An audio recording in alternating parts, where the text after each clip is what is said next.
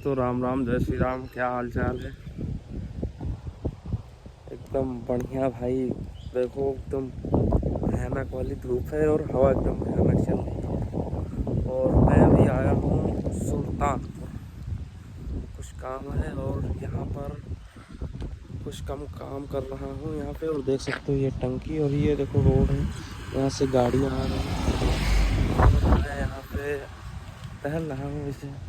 और भैया लोग वहाँ पे आए हैं, देखो टावर है ना, वहाँ पे काम हो रहा है, कुछ साहब लोग आए हैं और हम एकदम मस्त यहाँ पे घूम रहे हैं। हमारा काम है नहीं, कोई ड्राइवर बन के आए हैं हम।